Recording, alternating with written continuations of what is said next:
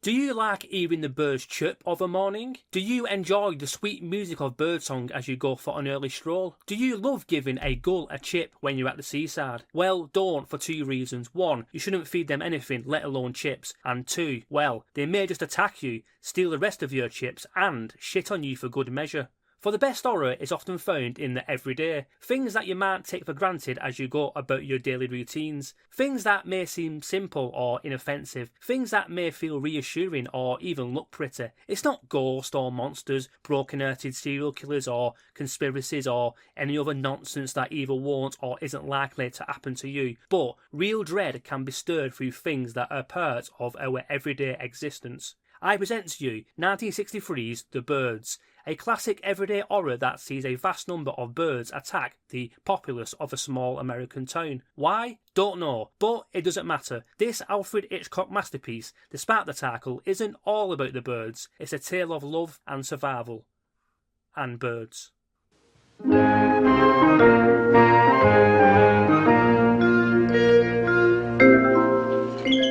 How do you do? My name is Alfred Hitchcock, and I would like to tell you about our good friends, the birds. That's the damnedest thing I ever saw. Birds just don't go around attacking people without no reason. Yes, they attack the children. Attack them. What's the matter with all the birds? Birds are not aggressive creatures, miss. They bring beauty into the world. Those gulls attack. Impossible. They came in right down the chimney. Why are they doing things?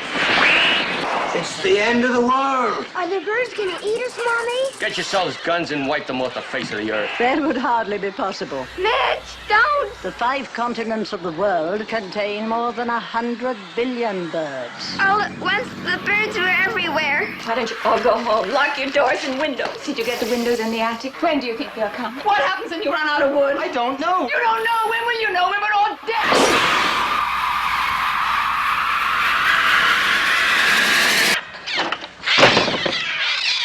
They're coming! They're coming!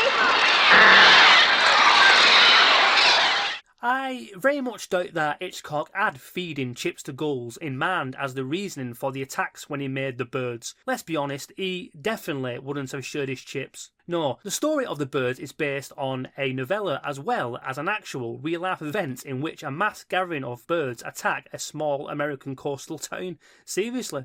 In 1952, Daphne du Maurier, whose other works included future movie classics such as Rebecca and Don't Look Now, had The Apple Tree, which is a collection of short stories published. One of these stories was The Birds, which is a horrific tale of a Cornwall fairman battling against a swarm of birds that attack the local village. The story is very pessimistic, shall we say. It actually makes the movie adaptation feel all warm and cuddly in comparison. Life would imitate art a decade later as a swarm of sooty shearwaters, which are said to be a non-aggressive bird that rarely came to shore, attacked the town of Capitola in California. Hitchcock, who was a regular visitor to nearby Santa Cruz, read about the story and eagerly used it as inspiration as well as the setting of the movie, instructing screenwriter Evan Hunter to include it within his adaptation of the short story. Although we don't find out the reasoning behind the bird attacks in the movie, the real-life incident, which took 25 years to solve, was apparently down to some toxic algae that poisoned the birds, which saw them behave in an aggressive manner. It's a bit like when a British person drinks 15 pints of curling in an afternoon. No more heroes anymore.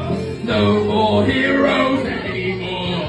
No more heroes anymore. So the scene we're going to be talking about is one that is held up by many people as the textbook example of how to build tension in a film. It's not just about going straight in there, but carefully planning the big set piece, luring in the viewer and making them concentrate on what is happening, even making them feel part of what's going on. Just by watching this scene, you want to shout to Melanie, "Look behind you!" But she can't hear you, of course. This isn't pantomime, it's true horror. It is the build-up of birds on the playground.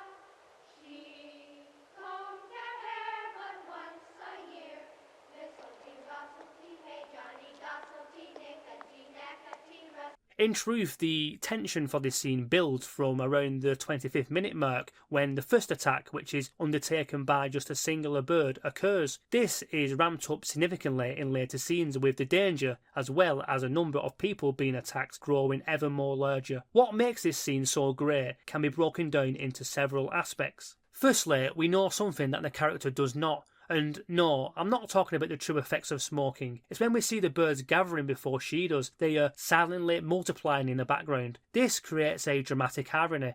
We're not just watching what's going on, we're waiting and dreading what may come. We've seen the dangers that a small number of these birds pose throughout the movie already, so imagine what this minute are going to do. Secondly, the slow pace ramping up builds the tension. We know that the birds are there, but we don't know when they are going to attack. The scene takes its time. It resists an urge to force a scare through a fast cut. It actually takes almost 2 minutes from the moment that Melanie sits down to her noticing that the birds are behind her. Each camera shot that cuts between Melanie and the climbing frame adds 1 or 2 birds. The tension builds incrementally. Think of it like water rising slowly in a glass, or indeed your 15th beer of lunchtime. This is what's known as controlled suspense. Another great aspect is the scene's visual framing. It's actually the climbing frame that acts as the focal point of the scene and not the character. We see that the climbing frame is empty, then it slowly fills with birds. The shots are wide and still. They let our eyes scan the frame and measure the danger ourselves. Another brilliant touch to this is that Melanie only notices that the birds are behind her when she spots a single bird flying from in front of her, causing her to turn around and see all the others that have gathered there. Her reaction also sells it. She doesn't scream, sprint inside, disturb the birds or frighten the children. She walks back inside relatively calmly and tells Annie, the teacher, to look out of the window urgently. This restraint provides more weight to the scene, honouring the viewer's emotional investment. There's no dramatic musical sting or animated reaction from the character to tell us how we should feel in this moment, pulling us away. It makes us stay with the action, pushing us to create our own reaction. And finally, the sound. A nursery rhyme being sung by children, usually something that's innocent and joyous, is turned instantly creepy by what we're seeing.